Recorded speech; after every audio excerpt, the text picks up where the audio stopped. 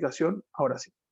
Tú puedes decir, yo no soy cristiano, entonces no tengo ningún concepto sobre Jesús. Entonces, yo lo que quiero proponerte como introducción a este tema es que independientemente, ahí dicen mi Señor y Salvador, Jesús, Hijo de Dios, nuestro Salvador, un ejemplo de vida de amor, ¿ok? Lo que quiero proponerte, Señor Jesucristo es Dios hecho hombre, ¿ok? Lo que quiero proponerte en esta tarde es que te desconstruyas el concepto que tienes de Jesús. No es que lo saque de tu cabeza, pero quiero presentarte a ese Jesús que tal vez no te han presentado. Muchas veces nosotros queremos que la Biblia sea un manual de sí y no.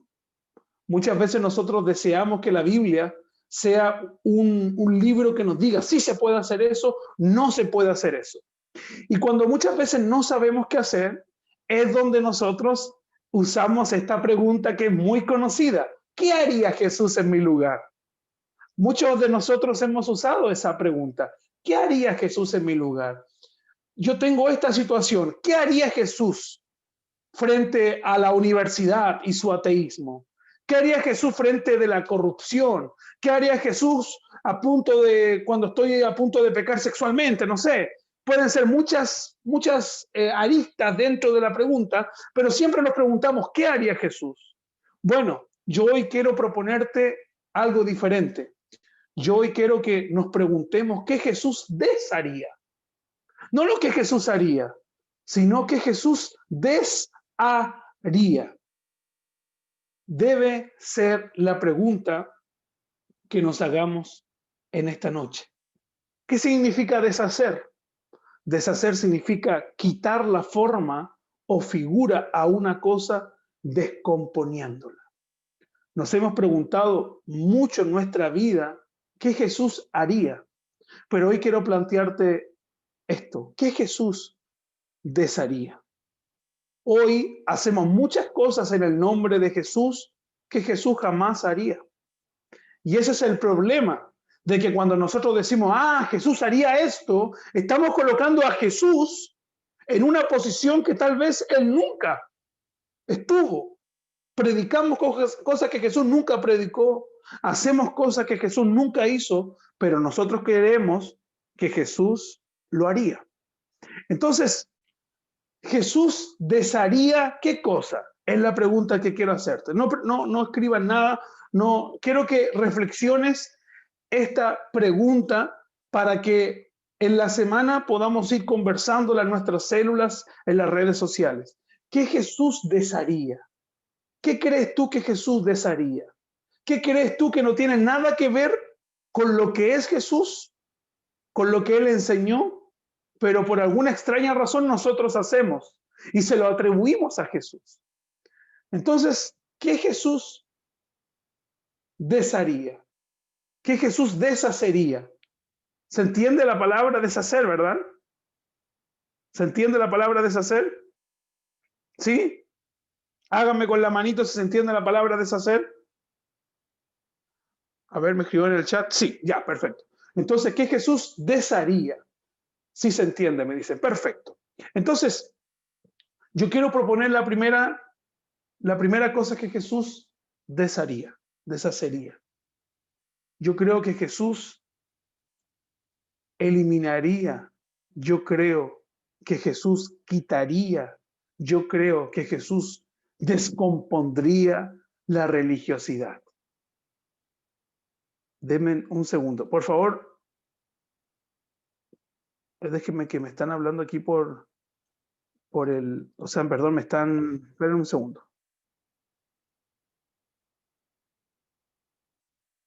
Y ahora sí, que justo entró una persona.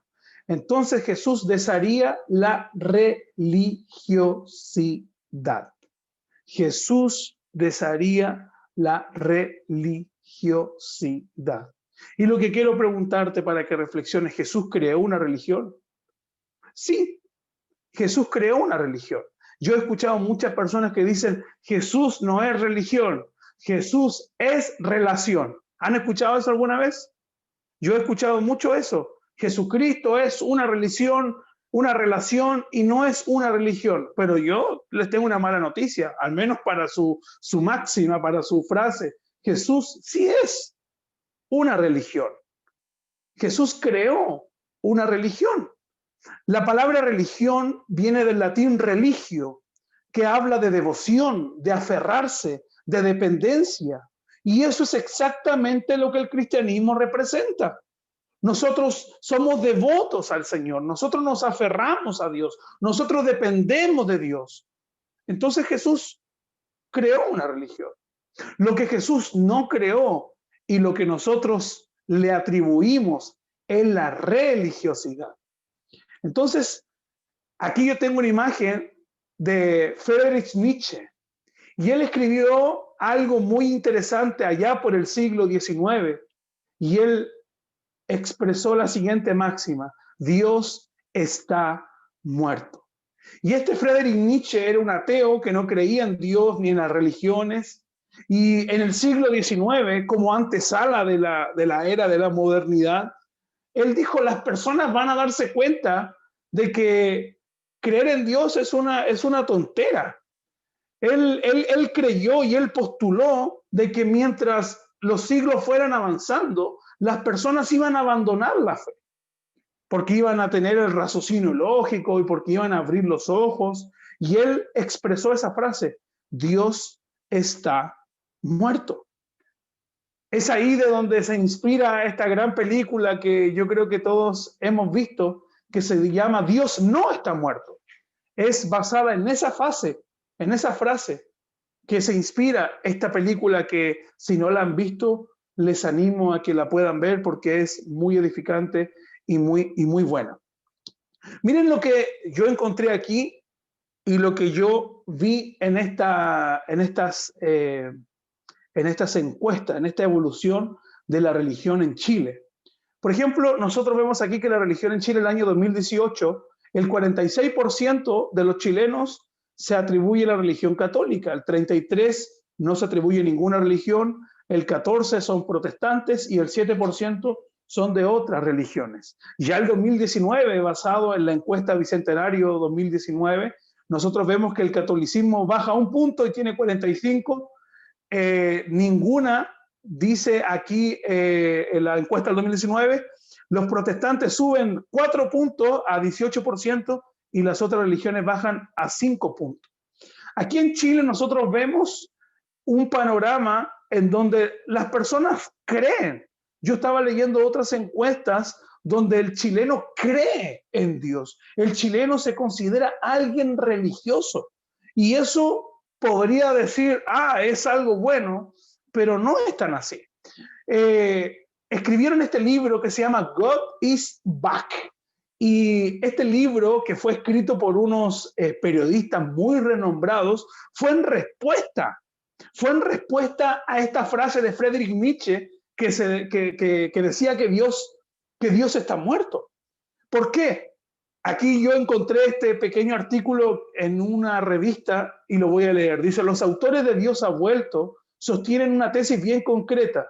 No estamos de acuerdo con los laicos europeos que defienden la idea de que Dios ha muerto, o sea, algo superfluo, o que modernidad y religión resulten incompatibles. La realidad, subrayan, es que la religión está jugando un papel cada vez más importante en la vida pública e intelectual. Entonces, aquí encontré otra encuesta. Una encuesta realizada por un instituto alemán muestra que el 84% de las personas, aquí me faltó colocar que era en el mundo. Esto no es Chile, esto es en el mundo. Un 84% de las personas entre 18 y 29 años dicen ser religiosos. O sea, aquí nosotros podemos ver que Friedrich Nietzsche, infelizmente, se equivocó. Dios no está muerto. Pero tampoco podemos alegrarnos. Esto no puede ser motivo de ¡wow! La religión está creciendo. ¿Saben por qué? Porque no es algo bueno. No es bueno, es pésimo que las personas se consideren religiosas. No es algo que debería alegrarnos. No es algo que debería decirnos qué bien estamos avanzando.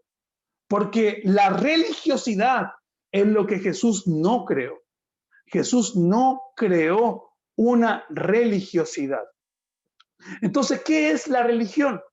¿De dónde viene la religiosidad? Aquí yo encontré una definición de religión.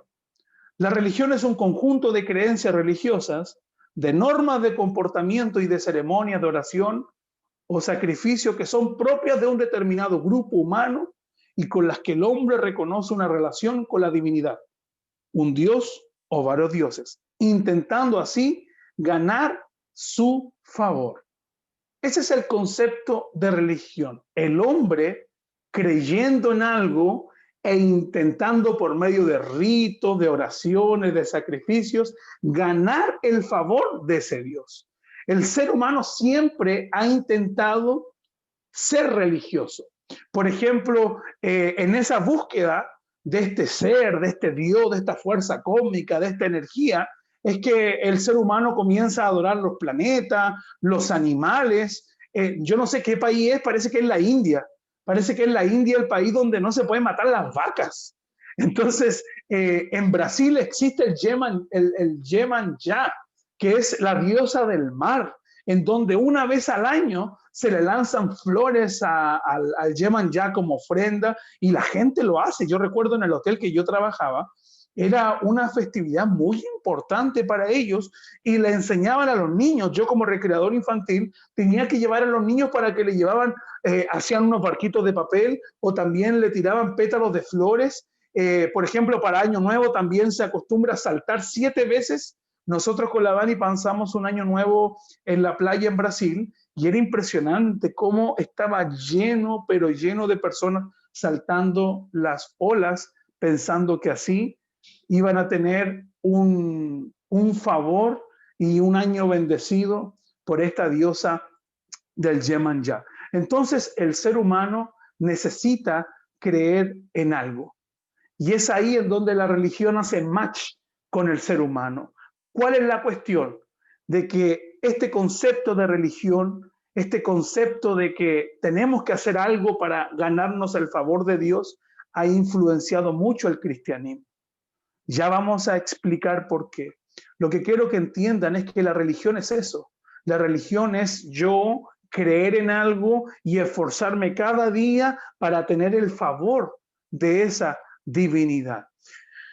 ¿Saben qué? En Brasil la religiosidad es, pero muy fuerte. ¿Saben qué? Una vez a mí una persona me invitó y me dijo, pastor, lo quiero invitar a comer a mi casa, no sé qué.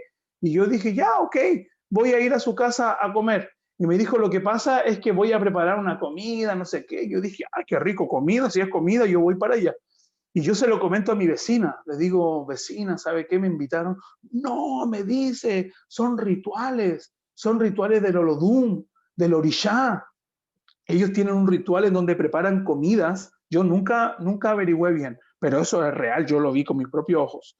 Eran unos rituales donde tú preparas una comida y preparas 7 platos y tenía que sentar a 7 niñitos y tenía que ver una pareja de gemelos. Era algo muy bizarro, muy extraño. Y había un plato y ese plato era como para la divinidad y tú tenías que lanzarlo como a las plantas. Era una cosa pero extremadamente raro y la persona me estaba invitando a comer comida de ídolos.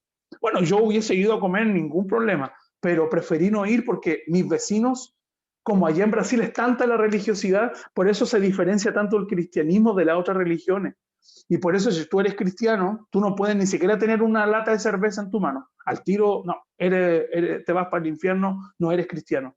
Porque es demasiada la religiosidad. ¿Qué es la religiosidad? Esta búsqueda del ser humano para agradar a un ser o a un Dios y ganarse el favor. Porque si las personas hacen esos ritos, no es porque yo creo que dicen, ah, tengo mucha plata y voy a hacer una comida y voy a lanzar un plato a la naturaleza. Es porque ellos desean ganarse el favor de esos dioses. Es impresionante. Algún día les contaré todo lo que... No... Yo llegué con la Dani a tener una célula solo de brujos, personas que llevaban 15 años en el espiritismo. Y fue tan fuerte este tema de la religiosidad de que yo despertaba y despertaba arañado. Y no necesariamente porque hubo una noche de avivamiento con mi esposa, sino era las fuerzas demoníacas que son reales que me atacaban en la noche. Fue muy fuerte eso, hermanos, de verdad. Yo despertaba totalmente arañado, Me pasaron cosas bien heavies, pero eso será para otra historia. Entonces, ¿cuál es el problema?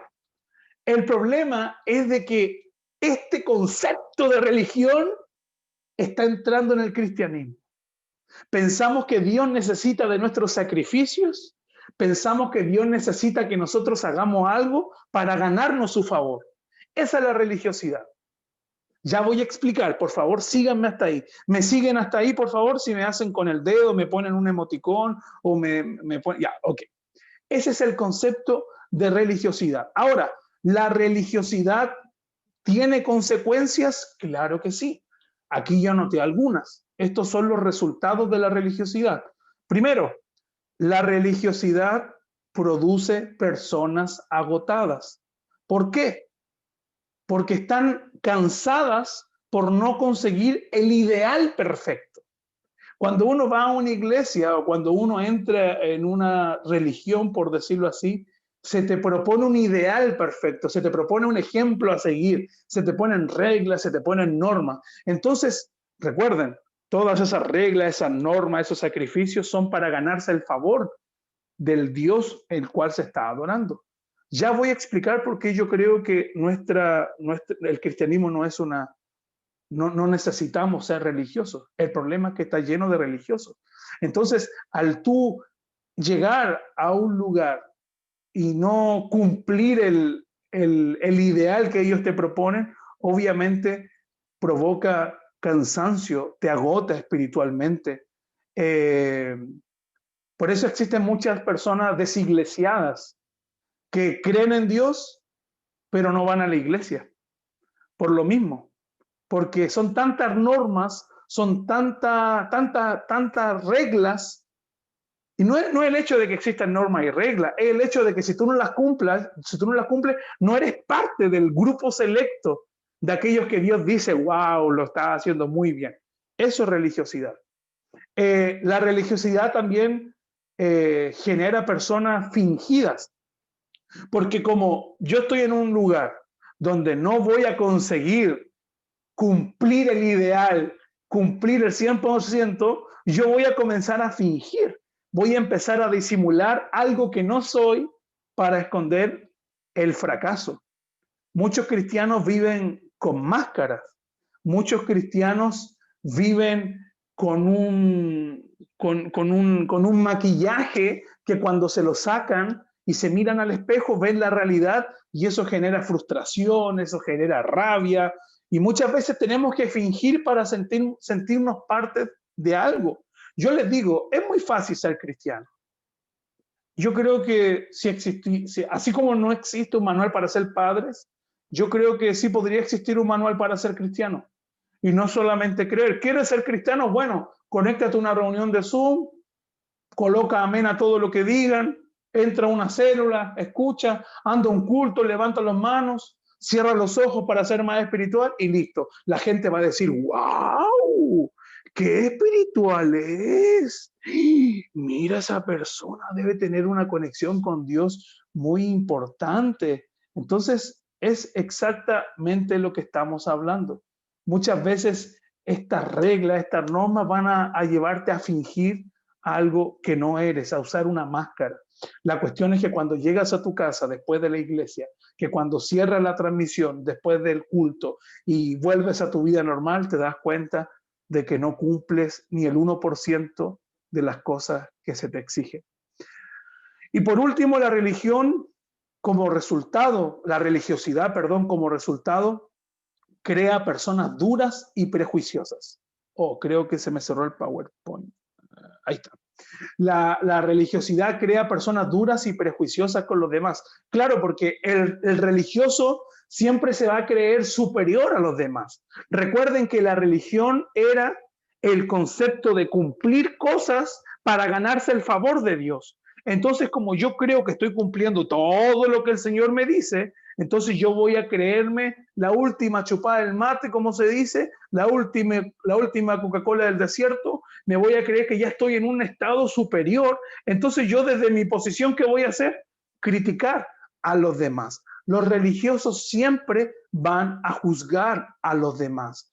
Y tú estás en la iglesia, entra una persona y el religioso dice, mira quién vino. Ni siquiera he visto el Instagram de esa persona. Aparece ahí mostrando el cuerpo, mira, y viene a la iglesia. Ese es el religioso. Ese es el religioso que cree que por él estar haciendo algo, tiene un favor mayor que la otra persona que tal vez puede ser real. Puede ser un drogadicto, puede ser una mujer que muestra su cuerpo, puede ser un hombre que le golpeó a su esposa, no sé. Puede ser cualquier tipo de persona, pero el religioso se siente con la autoridad de decir, yo estoy en una posición superior. Mira, me recuerdo una vez en Brasil que llegó un hermano que estaba en la droga. Y yo recuerdo que le dije a una persona, le dije, señor Edison, le dije, tenemos que invitar a esta persona a la célula. Me dijo, no, esta persona no puede ir a la célula, primero tiene que solucionar su tema con las drogas. Yo le dije, pero yo lo quedé mirando así como, ¿what? Le dije, señor Edison, él en la célula va a conocer a Dios. Y me dijo, no, porque él finge que está cambiando y no está cambiando, no sé qué. Yo lo quedé mirando y le dije, pero ¿quién es usted para venir a decidir por la persona? Demos gracias que la persona vino. Y eso es lo que yo pienso. Yo digo, el religioso juzga tanto, pero entonces, ¿qué quiere? Que la persona se vaya al mundo y va a seguir juzgando. Entonces, como que la religiosidad no tiene lógica. No sé si me siguen hasta ahí. Si yo estoy como líder y veo que llega un homosexual y yo me pongo a criticarlo, no, es que tienes que dejar eso, no sé qué, bla, bla, bla, bla, y por esto, y tienes que seguir las normas, las reglas. Y como que me voy a enojar con él por su pecado, pero es que yo también soy pecador. ¿Y cuál va a ser qué es lo que espera el religioso? Que la persona abandone para decir nuevamente, viste, yo tenía razón, no sé qué. El religioso siempre va a ser duro y el religioso siempre va a creerse superior a los demás. Juzgan según su criterio porque se creen especiales. En base a eso vamos a leer la historia de Mateo capítulo 19, la historia del joven rico o del muchacho rico. Rico en el sentido de dinero, hago ya la aclaración. Entonces, cuando nosotros leemos esta historia nos vamos a dar cuenta acerca de este concepto de religiosidad. Entonces, el versículo 16 nos dice, entonces vino uno y le dijo, maestro bueno, ¿qué haré para tener la vida eterna? ¿Qué pregunta le hacen a Jesús? ¿Qué haré para tener la vida eterna? Y me imagino que él esperaba que Jesús le respondiera, para tener la vida eterna necesitas hacer esto, esto, esto y esto, porque eso es lo que espera el religioso. El religioso espera no obedecer a Dios por amor, el religioso espera cumplir reglas y normas. Los católicos son religiosos. Perdón si hay alguien católico o su familia, no quiero ofender a nadie. Pero ¿por qué digo yo que los católicos son religiosos? Porque ellos van a la tirana, se rompen las piernas una vez al año y ya consiguieron el favor de Dios. No importa cómo se comportaron en el año, no importa lo que hicieron todo el año, pero en abril no se puede comer carne. Entonces ellos creen que por cumplir normas y reglas se están ganando el favor de Dios. Y esto es lo que le pasa a este muchacho. Este joven dice, ¿qué bien haré para tener la vida eterna? Y Jesús le responde de una forma magistral. Presten atención a lo que Jesús le responde. Recuerden que la religión es cumplir ciertas normas y reglas para ganarse el favor del Dios. Entonces él quería que Jesús le dijera las normas y reglas para él ganarse el favor. Miren lo que le dice Jesús. Bueno, aquí era lo que estaba diciendo. La lógica de la religiosidad, el cumplir reglas, el tener algo que hacer para recibir algo. Aquí yo lo puse así. ¿Qué haré? Esa era la pregunta de este muchacho. ¿Qué haré para tener la vida eterna? Esa es la lógica de la religiosidad. Pero la lógica de la gracia la vamos a ver en el versículo 17, que dice, él le dijo, Jesús le dice a este muchacho, ¿por qué me llamas bueno? Ninguno hay bueno sino uno, Dios. Mas si quieres entrar en la vida, guarda los mandamientos. Esta es la lógica de la gracia, que ya la voy a explicar. Que nadie es bueno, que nadie es perfecto. Lo estamos estudiando en nuestras células, que nadie es perfecto. La lógica religiosa es, yo puedo ser perfecto, cumpliendo ciertas normas. Pero la lógica de la gracia es, nadie es perfecto. Entonces, la lógica de la gracia es que solo hay uno bueno, solo hay uno que puede cumplir todo lo que se exige para estar cerca de Dios. Porque claro que sí, el concepto de religión también es de acuerdo a nuestra religión. Solo es que nosotros no hacemos nada. Fue uno que hizo todo para nosotros tener acceso a Dios. Ya voy a explicar eso. Entonces, él le dijo, ¿por qué me llamas bueno? Jesús le dijo, ninguno hay bueno sino uno, Dios. Mas si quieres entrar en la vida, guarda los mandamientos. Le dijo, ¿cuáles? Y Jesús dijo, no matarás, no adulterarás, no dirás, no hurtarás, no dirás falso testimonio, honra a tu padre y a tu madre y amarás a tu prójimo como a ti mismo. Les hago la siguiente pregunta. Cuando nosotros vemos estos mandamientos, ¿los podemos definir de manera vertical o horizontal? Llámese de manera vertical que van dirigidos a Dios y de manera horizontal que van dirigidos al prójimo. No matarás, no adulterarás, no hurtarás, no dirás falso testimonio, honra a tu padre y a tu madre y amarás a tu prójimo como a ti mismo. Estos mandamientos van de forma vertical o horizontal. ¿Van dirigidos a Dios o al prójimo? ¿Qué creen ustedes? Porque no matarás no tiene que ver con Dios, tiene que ver con hacerle daño al prójimo. No adulterarás no tiene que ver con Dios, tiene que ver con el otro. No hurtarás no tiene que ver con Dios, tiene que ver con el otro. Ahora, los primeros dos mandamientos es amarás a Dios, eso es vertical. Pero estos son horizontales porque tienen que ver con el otro. Lo que Jesús estaba haciendo era tratar de identificar cuál era el problema de este joven rico. Porque el concepto de este joven rico, como nosotros vamos a ver aquí en el versículo 20, era, todo lo he guardado desde mi juventud. ¿Qué más me falta? El concepto del joven rico, de esta persona que tenía esta lógica religiosa, el concepto era de que él no era tan malo como Jesús lo estaba proponiendo. O sea, de que él no era tan malo, sino que él podía hacer un poquito de bueno porque él dice, yo todo lo he hecho. ¿Qué más me falta? ¿Y saben lo que falta? Lo que pasa es que la religiosidad nos influencia a creer de que somos buenos y merecedores. ¿Por qué? Por cumplir ciertas normas y reglas. Esa es la lógica religiosa. Yo hago para recibir. Yo hago para recibir. Esa es la lógica de la religiosidad. Pero la lógica de la gracia es, no hay nadie bueno.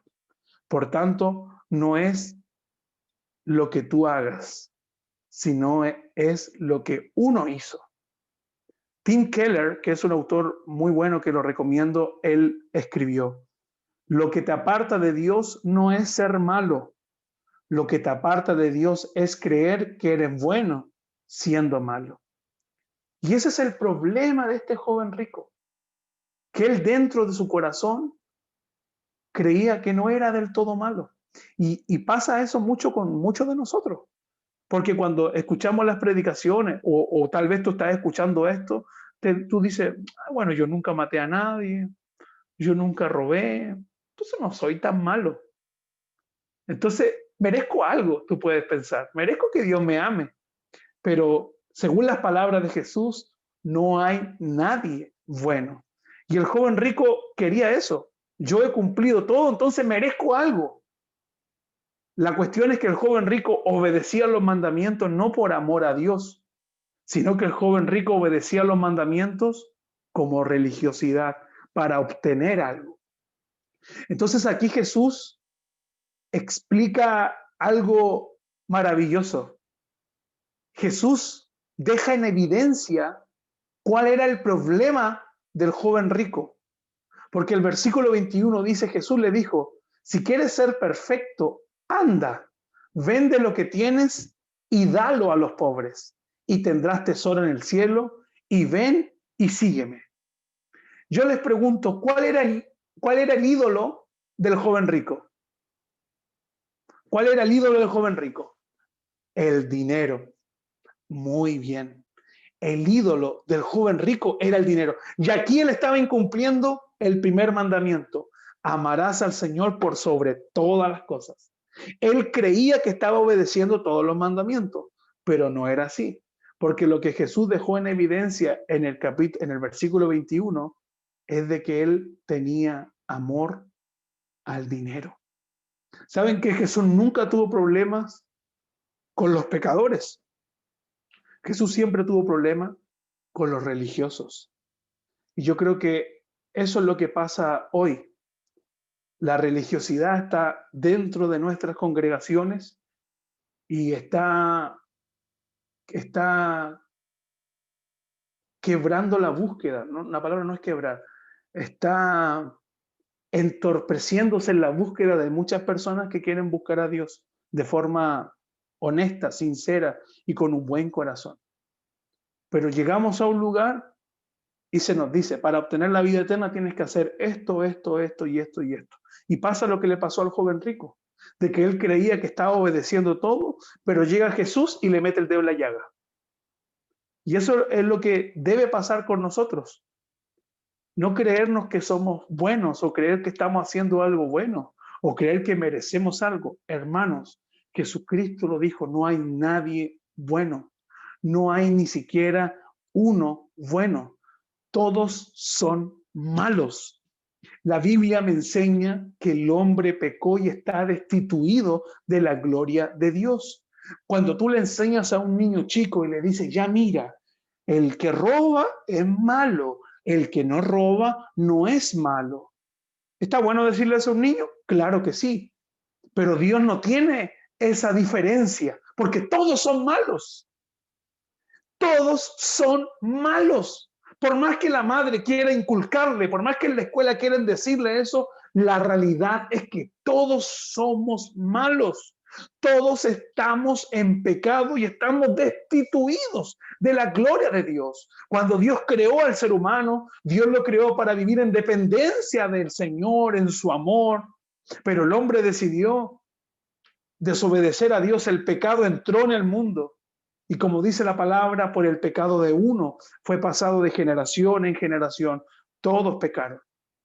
Entonces, hermanos, el problema de la religiosidad es creer de que podemos ser buenos cuando en realidad somos malos. Ese es el problema número uno de la religiosidad. El religioso se cree bueno por estar cumpliendo ciertas normas, ciertas reglas, por estar orando, se cree bueno, se cree superior y cree que Dios le debe algo. Pero hay una verdad, no hay nadie bueno. Y tú puedes decir, bueno, entonces, ¿qué vamos a hacer? Pues mejor nos desconectamos y no nos quedamos ahí en nuestra maldad esperando para irnos al infierno. Miren, para Dios, como les dije, no existen personas buenas ni malas. Para Dios existen solo personas malas.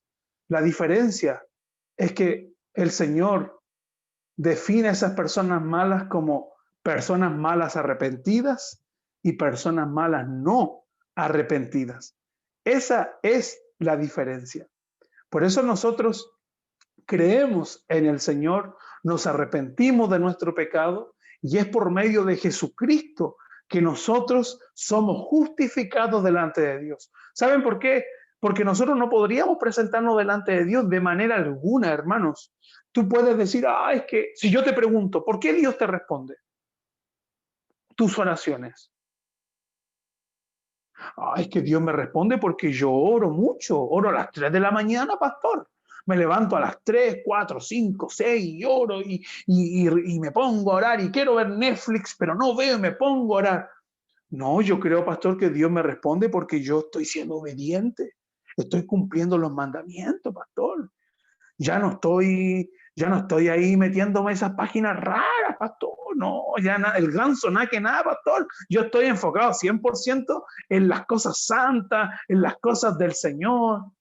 No, pastor, Dios me responde porque yo estaba de novio, de novia y ahora me casé. No, no amo a la persona, pero me casé para puro no pecar. Bueno, todas esas respuestas están incorrectas. Dios no te responde por nada de eso. ¿Sabes por qué Dios responde tus oraciones? Porque cuando Él te mira, Él mira a su Hijo Jesucristo. Claro, pues si no hay nadie bueno, no hay ni siquiera uno bueno, solo Jesucristo.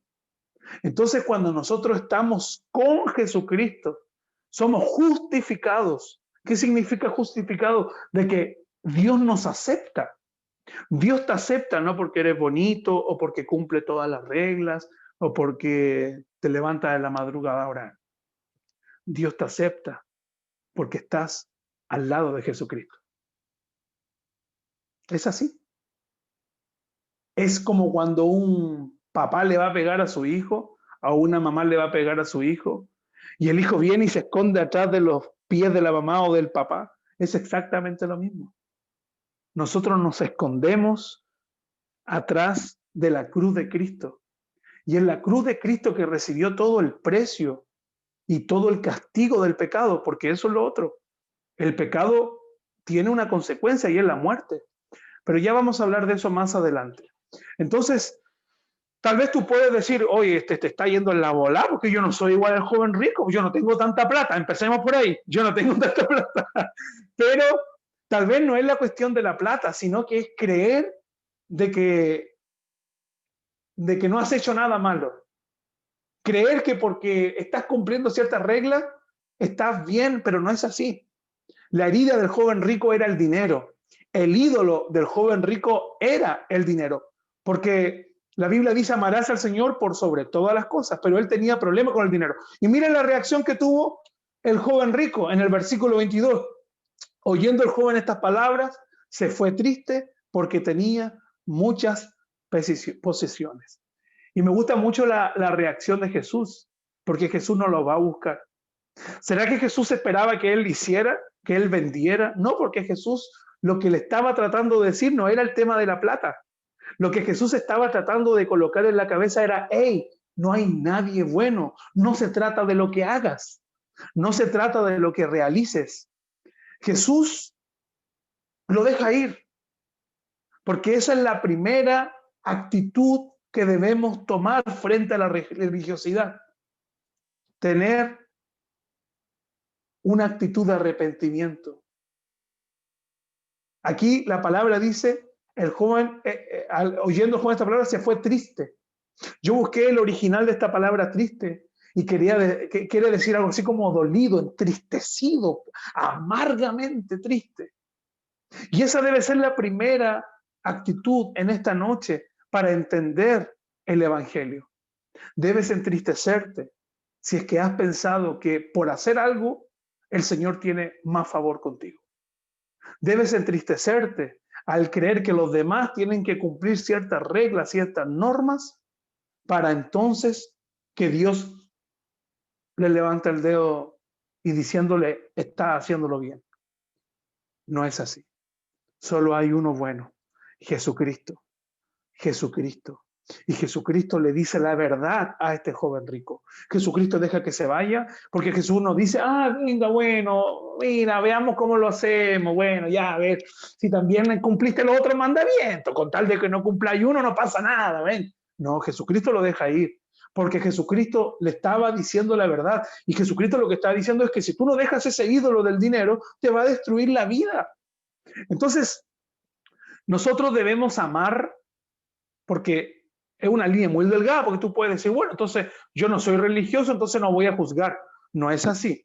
Debemos amar diciendo la verdad. Debemos amar a las personas diciéndole la verdad. Pero nosotros debemos siempre entender y explicar a las personas de que es Jesús el único bueno. No somos nosotros ni son los demás, es Jesús el único bueno. Y fue eso lo que Jesús quería hacer. Jesús quería dejar en evidencia de que el chico no era bueno, por más de que él quisiera creer de que era bueno. Jesús quería que él entendiera de que no era capaz. Necesitas entristecerte, reconociendo que no eres capaz. No está mal. Es el primer paso. Y lo segundo, necesitas reconocer de que no podemos. Necesitas reconocer de que no puedas, de que no puedes.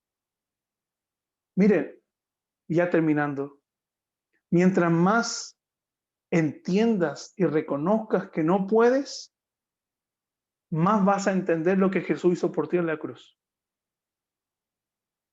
El problema de hoy, hermanos, es que, y especialmente nosotros los jóvenes, vivimos frustrados, llenos de culpa, llenos de vergüenza, vivimos llenos de frustraciones, llenos de miedo, llenos de temores, por lo mismo.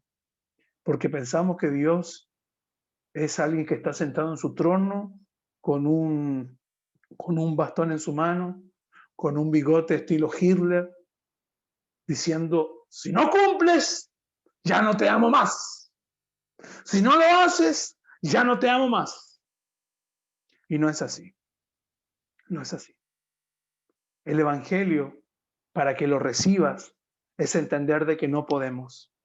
Necesitas admitir, necesitas reconocer que hay algo malo en ti. Si hay algo que te dice que no hay algo malo en ti, entonces eres un religioso. Estás viviendo una pura religión. Estás creyendo que por hacer A, B o C mereces el favor de Dios. La Biblia nos está enseñando de que no hay nadie bueno. Por más que quieras ser perfecto, no lo vas a lograr. No lo vas a lograr.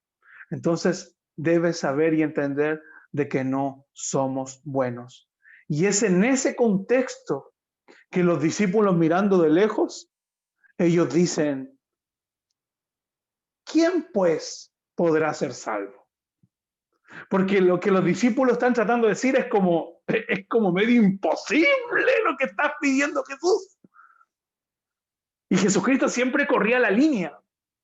Cuando llega este joven que dice, Señor, yo te voy a seguir, pero déjame primero enterrar a mi padre.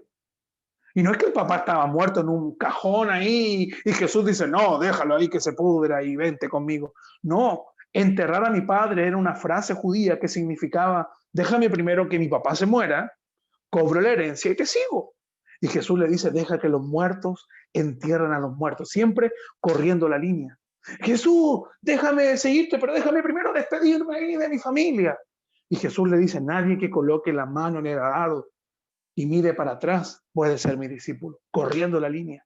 Jesús, yo he cumplido todos los mandamientos. Bueno, ando y vendo, dáselo a los pobres. Jesús siempre metía el dedo en la llaga. ¿Para qué? Para que reconociéramos de que no somos capaces, de que necesitamos de Él. Los discípulos le dijeron, ¿quién pues podrá ser salvo? Y Jesús dice algo maravilloso, magistral, sublime. Él dice, para los hombres esto es imposible, mas para Dios todo es posible. Este versículo se saca mucho de contexto. Ah, está enfermo, hermana, para los hombres es imposible, pero para Dios es posible. Aquí no está hablando de eso, está hablando de la salvación. Porque eso fue lo que le preguntó el joven rico. Le preguntó sobre la salvación. Entonces, para los hombres, ¿es posible ser salvo? Es imposible. ¿Por qué? Porque somos malos. Pero para Dios todo es posible. Porque Él envió a Jesucristo a morir en una cruz para que por medio de su sangre nosotros fuéramos perdonados, para que nuestra vergüenza fuera quitada y para que entonces nosotros pudiéramos decir, aquí estoy, Padre, pero no fue por algo que nosotros hicimos. Hermanos, la salvación es del Señor. La salvación es del Señor, no por lo que hagamos. Le pertenece al Señor. Lo que no somos capaces de hacer, Jesús lo hizo, porque hay solo uno bueno, Jesucristo, el Salvador, el Señor. Él pagó la deuda. Él tomó sobre sí la ira de Dios porque el pecado tenía que ser pagado. La ira de Dios tenía que ser satisfecha. Claro que sí. Si Dios dijo que si pecábamos íbamos a morir, le dijo a Adán y Eva, entonces alguien tenía que morir. Y el hombre por mucho tiempo sacrificaba a los animalitos, y era como quien estuviera pagando cuotas, como quien pagaba cuotas. Pero la ira de Dios no era satisfecha. Dios todavía no decía, wow, la gente ya pagó por su pecado. Pero fue ahí que un siervo obediente llamado Jesucristo dijo, yo voy a tomar sobre mí y voy a obedecer al Señor. Y él en la cruz, él dice esta frase maravillosa, él dice, tetelestai, consumado está misión cumplida, el pago está cancelado. Lo que nosotros merecíamos por nuestro pecado, Él lo tomó sobre sí. Entonces, lo que para nosotros es imposible, para Dios es posible. Tim Keller, él escribe en uno de sus libros, ¿cómo funciona la religión? Si yo obedezco a Dios, entonces Dios me aceptará y me amará. ¿Cómo funciona el Evangelio? Soy amado y aceptado, por eso deseo obedecer. Esto no se trata de lo que podamos hacer. El mundo está lleno de religiosos. Chile está lleno de religiosos. El religioso se pone por encima, mira y juzga. Y cree que por cumplir ciertas normas y hacer ciertas cosas, Dios le dice, muy bien. Sin saber que para Dios todos somos iguales, amados hermanos. La pregunta es, entonces, ¿qué haremos? Aquí está la respuesta en Mateo 11, 28 al 30. Venid a mí todos los que estáis trabajados y cargados, y yo os haré descansar. Llevad mi yugo sobre vosotros y aprended de mí, que soy manso y humilde de corazón, y hallaréis descanso para vuestras almas, porque mi yugo es fácil y ligera mi carga. ¿Saben? Este versículo se usa mucho, lo predicamos mucho y lo enviamos mucho cuando las personas están tristes, cansadas, etc. Pero ¿saben el contexto de este versículo? Las personas estaban cansadas por la religión. Por eso Jesucristo dice en el versículo 29, llevad mi yugo sobre vosotros. El yugo era el sistema de interpretación religiosa que los rabís tenían y que las personas al seguir a estas personas, a estos rabís, a estos líderes, entonces tomaban sobre sí ese yugo y ese peso. Y lo que Jesús está diciendo es, vengan a mí los que están trabajados y cargados. ¿Por qué? Por llevar ese peso de la religión. Si la religión nunca nos va a poder satisfacer, porque no podemos. Por más que nosotros nos queramos encerrar en un monasterio, la gente va a pecar igual. Yo creo que estos monjes que están todo el día en pacto de silencio, yo creo que ellos también pecan en su cabeza. Bueno, nunca he conversado con uno, pero yo sé lo que es el pecado y todos somos pecadores. Y ya si el monje dice, yo no peco, entonces está totalmente equivocado y ya está pecando, porque todos pecamos. Tal vez llevas años pensando un concepto de Dios que no tiene nada que ver con lo que Él es. Tal vez has creído todo este tiempo en una religión, intentando agradar a Dios todos los días para merecer su amor, pero no es eso, hermanos. No se trata de lo que tú hagas. Si lo has entendido así, hoy entiéndolo de la manera que el Señor te está hablando. No se trata de lo que tú hagas para agradar a Dios, para merecer su amor. Si estás con Cristo, entonces, como aprendimos ayer en la célula, eres lavado, eres santificado y eres justificado. Hoy tu lucha se acaba. Hoy puedes sacar la bandera blanca. Jesús te dice, ven a mí, ven a mí. Hoy tendrás descanso. Yo te puedo dar descanso a tu corazón. ¿Sabes qué? No necesitas hacer algo para que el Señor te ame. Solo necesitas creer en Jesucristo. Si ya crees en Jesucristo, el único bueno, entonces puedes sonreír porque el Señor te ama.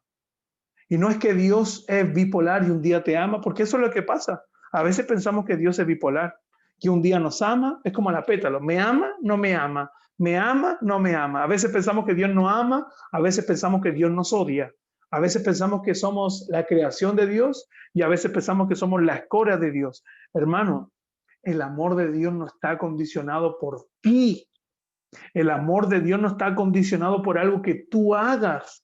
El amor de Dios está condicionado por una persona llamada Jesucristo, que obedeció, que fue a la cruz, que murió en un precio de sangre. Entonces no es lo que tú hagas que Dios va a decir, amo más a este joven porque hizo esto.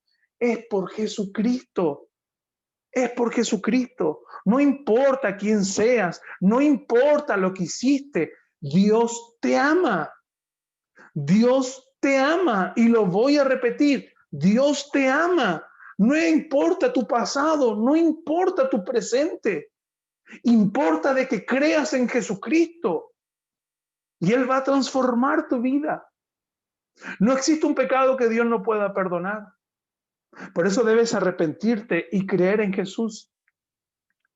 Hermanos, somos sucios, somos pecadores, somos malos, pero estamos frente delante de un Dios que es rico en misericordia, que nos dio vida por medio de Jesucristo, cuando estábamos muertos en nuestros delitos y pecados. Me gusta mucho el texto de Romanos 5, que dice, más Dios muestra su amor para con nosotros, en que siendo aún pecadores, Cristo murió por nosotros. Somos imperfectos. Soy imperfecto. Las personas que hablan mal de mí, o si tú en algún momento has pensado algo mal de mí, déjame decirte, tienes la razón. Y puedo llegar a ser mucho peor de lo que tú piensas. Y si estoy aquí predicando, si estoy aquí como líder, no es porque me sienta digno de merecerlo. Si estoy aquí, tampoco porque sea hipócrita. Si es que estoy aquí es porque el Señor es digno. Si estoy aquí es porque Jesús es digno. Si estoy aquí es porque Él derramó su sangre por mí. No se trata de mí, se trata de Él. No te excluyas del amor de Dios pensando que se trata de ti.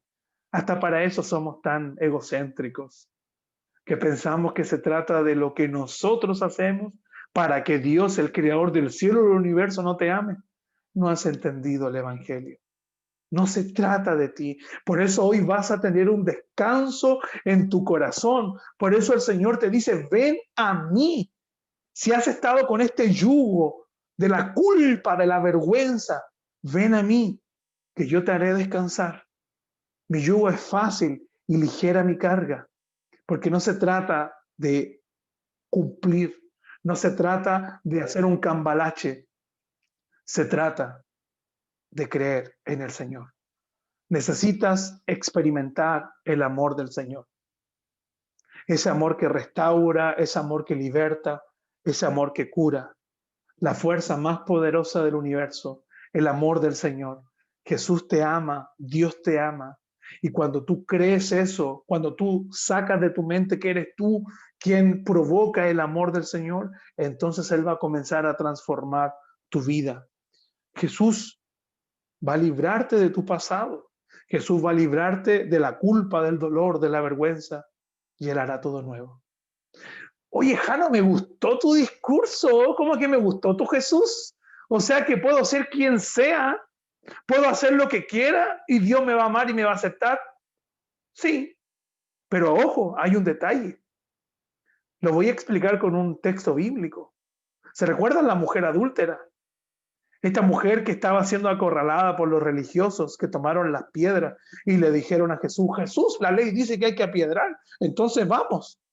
Y Jesús agacha y escribe algo en el piso. No se dice qué fue lo que él escribió en el piso. Y él dice, el que esté libre de pecado, que lance la primera piedra. Los más viejos fueron soltando las piedras. Los más jóvenes fueron soltando las piedras y se fueron entristecidos. Jesús mira a la mujer y le dice, tus pecados te son perdonados, pero anda y no peques más. El evangelio no es un chip libre para pecar. Yo creo que la vida de esa mujer fue transformada. Yo creo que la vida de esa mujer fue totalmente restaurada después de ese momento, porque ella entendió de que esa piedra que ella debía recibir fue otro que intervino para que no la recibiera. Dios te ama. Me gustaría terminar con eso. Dios te ama. Dios tiene un plan para ti. Quítate esa carga, quítate ese peso, quítate esa culpa de, de no sentirte aprobada por Dios, aprobado por Dios. Dios te aprueba, pero por Jesucristo. Y es en base de eso que como respuesta nosotros queremos obedecerlo. Es por amor que nosotros queremos obedecerlo. Reflexionemos terminando en esto. ¿Querés ser una buena persona? Quítate eso de la cabeza. Según Jesús, no existen personas buenas. Sé sincero. Sé sincero en esta noche. Vamos a orar, pero tienes que ser sincero. Dile, Señor, no consigo, no puedo. Señor, no sé. Por más que intente, no puedo. No sé. Soy un fiasco. Soy infiel. Te fallo. Soy malo. La buena noticia es que Jesús puede transformarte. 2, Jesús no vino al mundo para crear religiosos. Él vino para morir en nuestro lugar y salvarnos del pecado. Una vez una persona me dijo, ¿qué es lo que Dios espera de ti? Y fue una respuesta que no se puede responder así como inmediatamente. Yo le dije, mira, ¿sabes qué? Yo creo que Dios no espera nada de mí, porque no tengo nada bueno que entregarle. No tengo nada bueno que entregarle al Señor. Por eso yo creo que Jesús ya lo pagó todo. Y ahora yo voy a vivir una nueva historia. Yo ahora que estoy en Cristo voy a vivir una vida totalmente feliz, libre del pecado, negándome a mí mismo. Y es una lucha constante de todos los días, pero no va a ser para conseguir algo, sino que va a ser en agradecimiento. Y tercero, ser cristianos no es seguir normas y reglas, es vivir en una relación íntima cada día con Jesús. Te voy a pedir que cierres tus ojos para que